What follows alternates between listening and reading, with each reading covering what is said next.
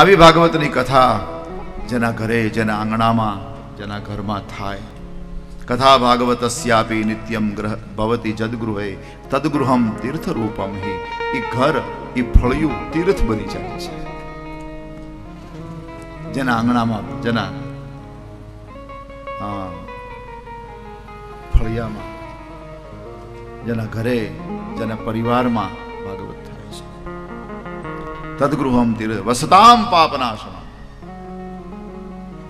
એની આજુબાજુની જગ્યાના પાપનો વિનાશ થઈ જાય છે. અશ્વમેધ સહસ્ત્રાણી, 1000 અશ્વમેધ યજ્ઞ કરીએ અને વાજપેયી શતાની ચ, 100 વાજપેયી યજ્ઞ કરીએ, પણ ભાગવતની કથાને ને યજ્ઞને તોડો તો ભાગવતનું પલ્લું નીચું જાય. સુખશાસ્ત્ર કથા યાશ્ચ કલાનાર્હતિ ષોડશીમ તાવત પાપાનિ દેહેસ્મિન તાવત પાપાનિ દેહેસ્મિન નિવસંતિ તપોધના યાવન શ્રૂયતે સમ્યક શ્રીમદ ભાગવતાનરે.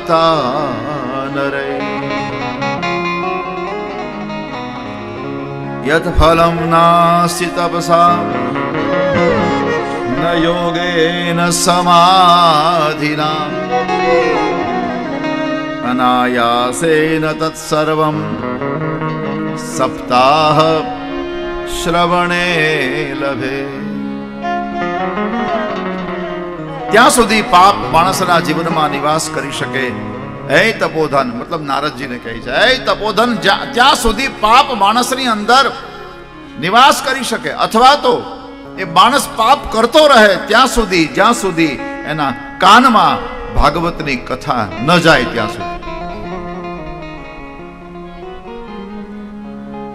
જે ફળ તપથી, યોગથી અને સમાધિથી નથી મળતું, એ ફળ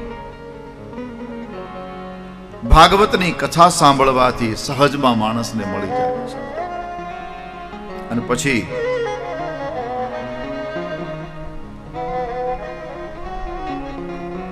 આ કથા અનઅધિકારીને પણ ગતિ આપનારી છે. એ વાતને સિદ્ધ કરવા માટે આત્મદેવની કથા કરી. એટલે ધંધુલીના આત્મદેવ, આત્મદેવ એની પત્નીનું નામ ધુંધુલી હતું.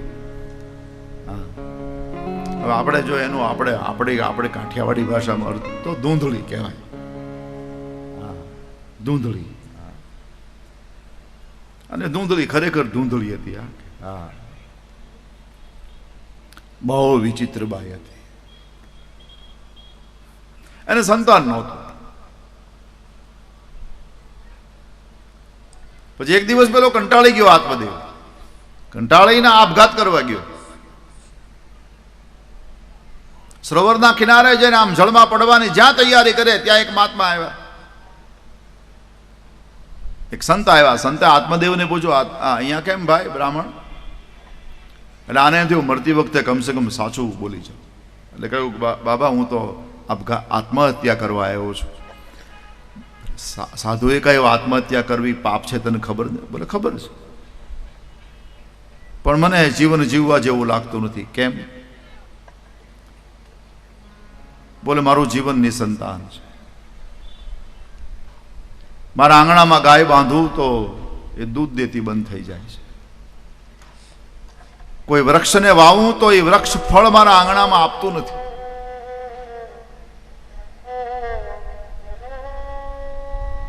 મને ધિક્કાર જેવું લાગે મારું જીવન. એટલે મહારાજ મારે આત્મહત્યા કરવી છે. દિગ્જીવિતમ પ્રજાહીનમ દિગ્ગૃહમ ચ પ્રજા વિના દિગ્ધનમ.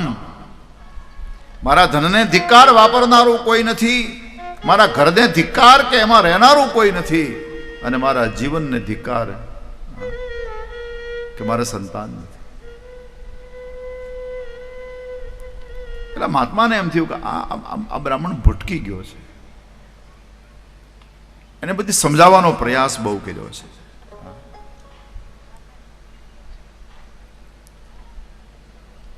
કે ભાઈ આ સંસારમાં બધા જ સંતાનો માતા પિતાને સુખી કરે એવું બનતું નથી.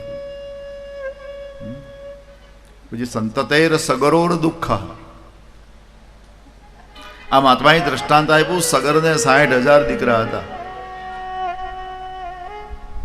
પણ એને કપિલનો અપરાધ કર્યો અને એ અપરાધ ભાવથી, શાપથી નહીં, ઘણા એમ કે કપિલે શાપ નથી મળ્યો સગરના વંશને, સગરના વંશ પશ્ચાતાપથી બળી ગયો છે, પસ્તાવાથી બળી ગયો છે કે અમે કપિલ જેવા મહર્ષિનું અપમાન કર્યું. આ પસ્તાવો. રેમુચ્યાદિ કુટુંબાશામ સંન્યાસે સર્વથા સુખમ. એ બ્રાહ્મણ આ સંસારમાં સંતાનો માતા પિતાને સુખી જ કરે એની કોઈ ગેરંટી નથી. અને સાચું સુખ તો સંન્યાસમાં છે. પણ તોય આ મહાત્માની, આ બ્રાહ્મણની કઈ બુદ્ધિમાં ઉતર્યું નહીં. અને જગતગુરુ તો એમ કહે કે કોપીને બનતા ખલું ભાગ્યવંતા. આ સંસારમાં ભાગ્યવાન કોણ, ભાગ્યશાળી કોણ? બોલે જેની પાસે એક લંગોટી છે એ આ સંસારનો સૌથી મોટો ભાગ્યશાળી. વાત સમજવી કઠિન છે પણ આ હકીકત છે.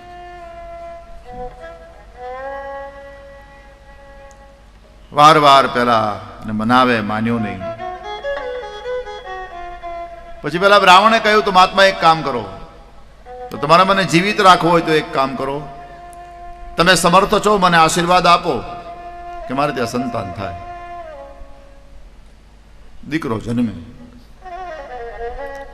પેલા સંતને એમ થયું કે આ બિચારો બ્રાહ્મણ ગુજરી જશે, એના કરતા ચાલ ને ફળ આપ્યું, કહ્યું કે લે આ ફળ તારી પત્નીને ખવડાવજે, તારે ત્યાં દીકરાનો જન્મ થશે, પણ તને સુખ નહીં આપી શકે.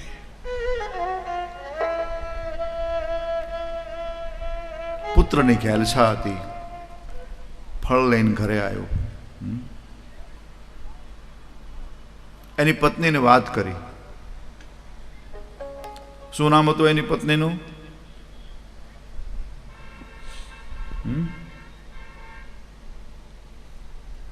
અરે હમણાં મને ભૂલાઈ જાય છે. શું નામ હતું? ધૂંધળી. હા, ધૂંધળી. અને હવે ધૂંધળી અહીં દેખાય છે એટલે મેં તમને નામ એટલે યાદ કરવા કીધું. એને ફળ આપ્યું. એને કીધું કે એક સંતે જો આપણને આશીર્વાદ આપ્યા છે અને આપણે ત્યાં દીકરાનો જન્મ થશે અને પછી આપણું જીવન એ કેટલું આનંદથી ભરાઈ જશે. ફળ લીધું. ધૂંધળીએ વિચાર કર્યો કે આ ફળ હું ખાવ તો વખતે આશીર્વાદ સાચો પડ્યો તો હું ગર્ભ ધારણ કરું, મારું ઉદર મોટું થાય, પછી મારો ખોરાક ઘટી જાય, મને અશક્તિ આવી જાય,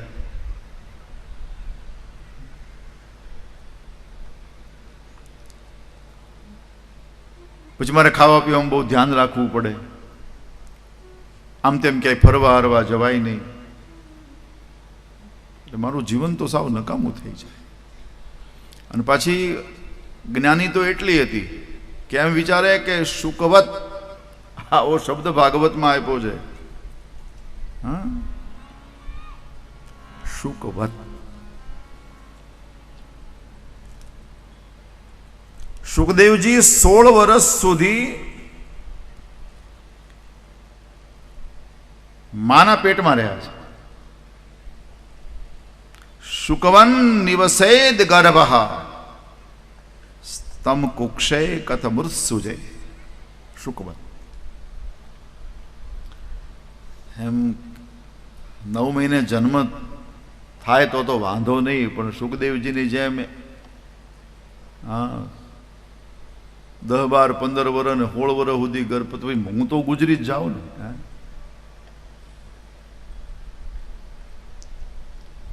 અને હું ગુજરી જાઉં તો પછી મારી નણંદ બધું મારું લઈ જાય. લખ્યું છે આવું. હા, મંદાયા મયી સર્વસ્વમ નનંદા સંહરે તદા.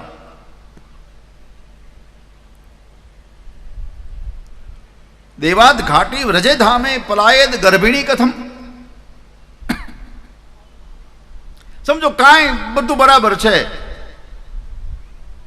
અને બરાબર આમ આમ બાળકને જન્મવાની તૈયારી હોય ને એમાં ઘરમાં લૂંટારું આવે તો મારાથી ભગાય નહીં.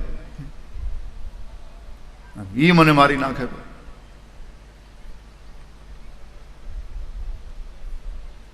પછી એને વિચાર કર્યો, ચાલો જન્મ થઈ ગયો તો પછી બાળકને મોટો કરતા મને કેટલી તકલીફ પડે. સંસારની એક જ માં એવી નીકળી છે કે જે એમ કહે છે કે લાલને પાલને દુઃખમ પ્રસૂતાયાશ્ચ વર્તતે. એનું લાલન પાલન કરવામાં મને કેટલું દુઃખ થાય, દુઃખ પડે. અને પછી આ બોલી, બહુ કઠિન શબ્દ બોલી છે, વંધ્યા વા વિધવા નારી સુખીની ચૈતમય મતી. આ ધૂંધળી નામ એટલા હાટું જ પાડ્યું છે.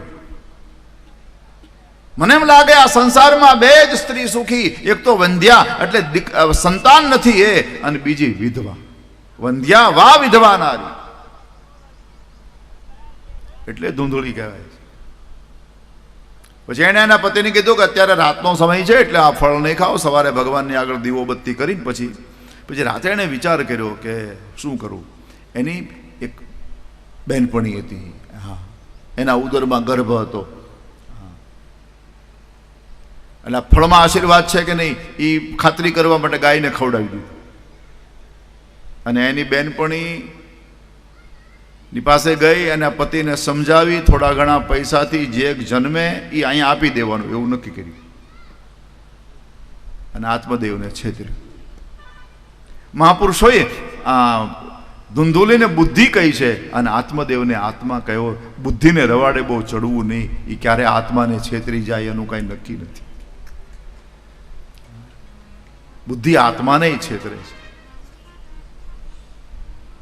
એટલે બહુ બુદ્ધિ ઉપર બહુ ભરોસો ન કરવો. હવે સમય ગયો એટલે પેલી ગાયના ગર્ભમાંથી બાળકનો જન્મ થયો. આ તો સંતોનો આશીર્વાદ છે. શરીર આખું આમ માણસનું, પણ એના કાન ગાયના કાન જેવા છે, એટલા માટે એનું નામ ગૌકર્ણ થયું છે. ગૌકર્ણ, ગાયનો કાન.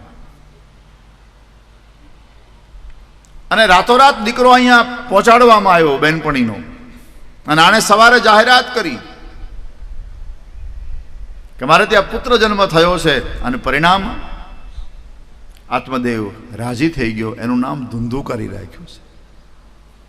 આ ધંધુકારી મહાનીચ થયો અને ગોકર્ણ પંડિતો જ્ઞાની ધંધુકારી મહાખલા.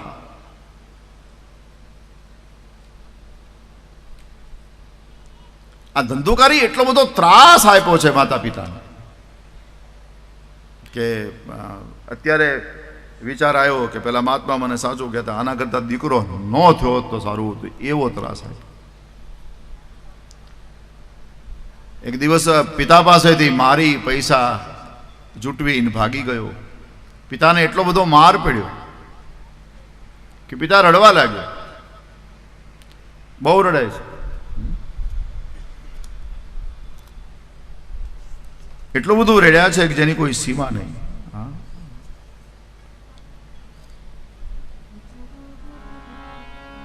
એ વખતે ગોકર્ણ ત્યાં આવ્યા છે અને ગોકર્ણએ પિતાને કહ્યું છે કે પિતાજી તમે કેમ રડો છો? ત્યારે કહ્યું છે બેટા મને ધંધુકારી મારીને જતો રહ્યો છે. એ વખતે કહ્યું કે પિતાજી તમે શું કામ આ બધું એ કરો છો?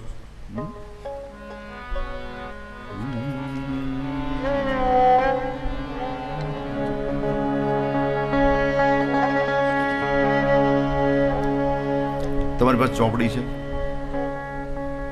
કાઢો. નથી આપી?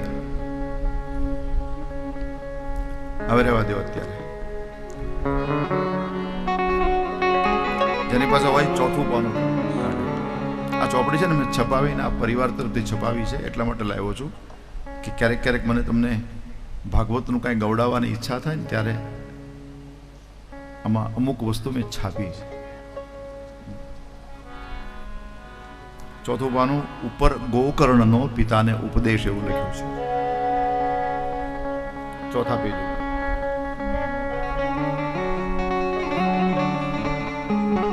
દીકરો બાપને ઉપદેશ કરે છે. સુંદર બે શ્લોક છે. દેહે સ્થિમાંસ રુધિરે ભીમતિમ ત્યજત્વમ જાયા સુતાદિષુ સદા મમતા વિમુંચ પશ્યાનિશમ જગદિદમ ક્ષણભંગનિષ્ઠો વૈરાગરાગરસિકો ભવભક્તિનિષ્ઠः ધર્મા ભજસ્વ સતતમ ત્યજ લોકધર્માન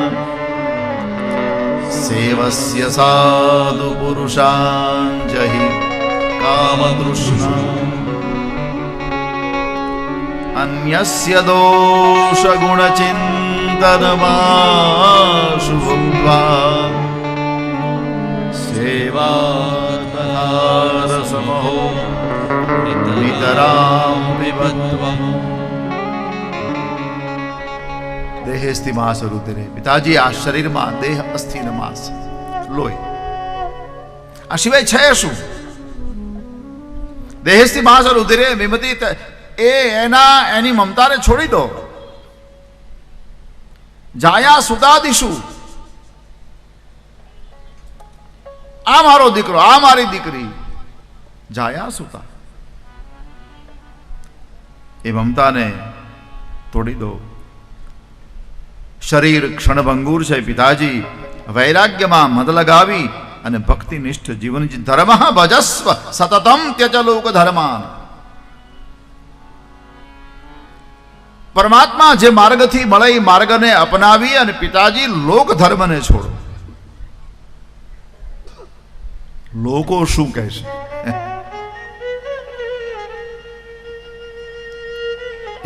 એ બધું માણસે નહીં વિચારવું જોઈએ, ભગવાનનું વિચારવું છે.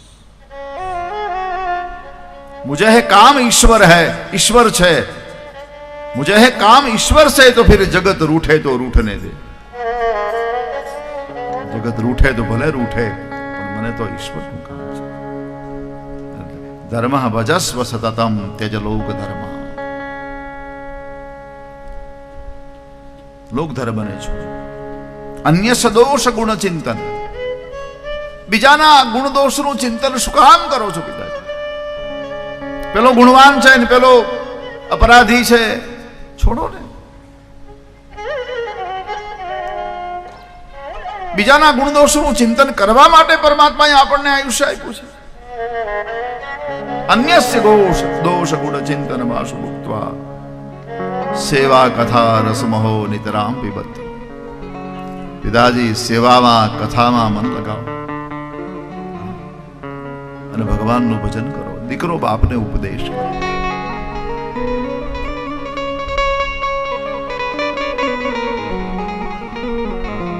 એ વૈરાગ્યનો વિચાર આવ્યો અને આત્મદેવ નીકળી ગયા ઘર છોડીને. મા પાસે પૈસા માગ્યા, માએ પૈસાની ના પાડી જુગાર રમવા માટે. તો માને મારી. એક તો પતિનું મૃત્યુ થયું હતું ને એમાં દીકરાનો માર પડ્યો, એટલે ધુંધુલીએ રાત્રે કૂવામાં પડીને આત્મહત્યા કરી. કૂપે પાત કૃતો રાત્રો તેન સા નિધનમ ગતા. ઘર ખાલી થઈ ગયું. એટલે નાચનારી સ્ત્રીઓને ઘરમાં લાવ્યો. 5 સ્ત્રીઓ હતી અને એ બધી સ્ત્રીઓએ સુંદર વસ્ત્રોની માંગણી કરી એટલે રાજાના દરબારમાં ચોરી કરી.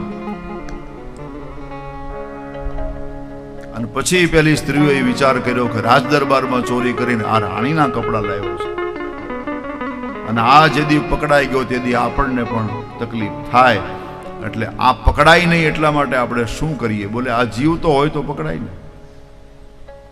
એટલે પછી ધંધુકારીને મારી નાખ્યો.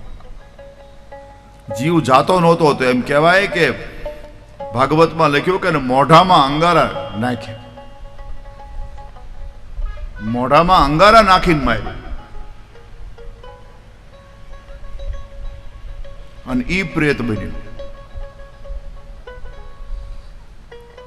ગોકર્ણ યાત્રા કરવા ગયા હતા અને એમાં ગયાજી આવ્યા. ગયાજીના બ્રાહ્મણો દ્વારા એને સમાચાર મળ્યા કે તમારા ભાઈ ધુંધુકારીનું મૃત્યુ થયું છે. પછી એને ગયા શ્રાદ્ધ કર્યું કે મારા ભાઈની મુક્તિ થાય. પછી ઘરે આવ્યા તો એક દિવસ રાત્રે ઘરે સૂતા હતા તો કોઈનો રડવાનો અવાજ આવ્યો.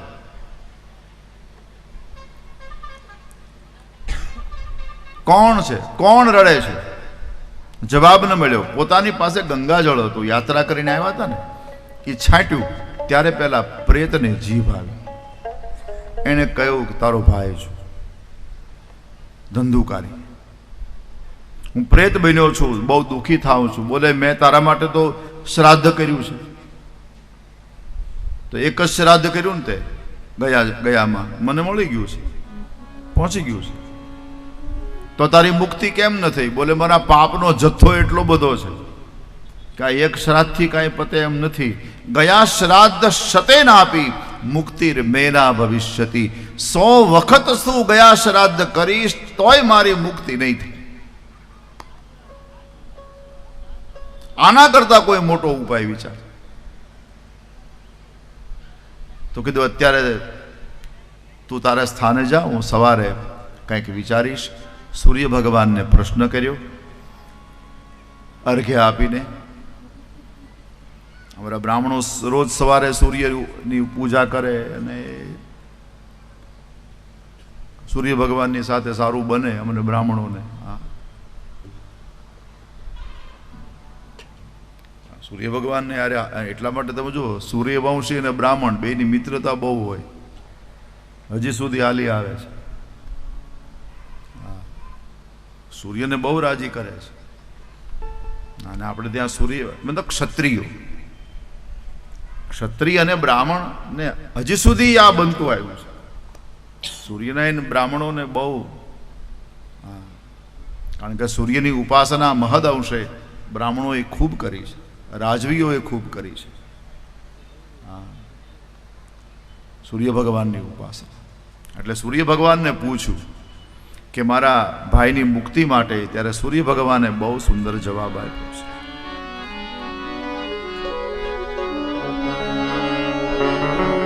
શ્રીમદ ભાગવતાન્મુક્તિ સપ્તાહ વાચનમ કુરુ ઇતિ સૂર્યવચઃ સર્વે ધર્મરૂપમ તુ વિસ્મૃતમ.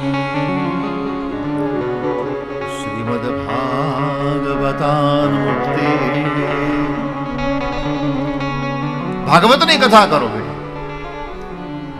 તમારા પિતૃને મુક્તિ થશે.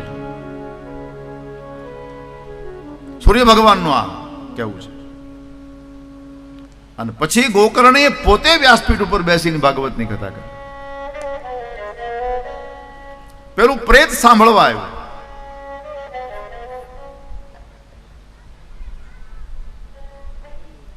એ વ્યાસપીઠ વાંસળી બનેલી હતી.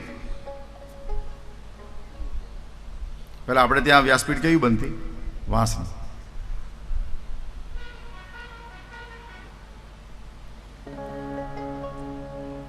એ તો અત્યારે બધી આ વ્યવસ્થા બધી આવી ગઈ, ફેસિલિટી આવી ગઈ. હા, એ તો મેં પહેલા આજથી 25 વર્ષ પહેલા હું જ્યારે કથા કરતો ત્યારે મને કથા કરતા કરતા આ 44મું વર્ષ ચાલે છે. હા, અને 766મી કથા ચાલે છે.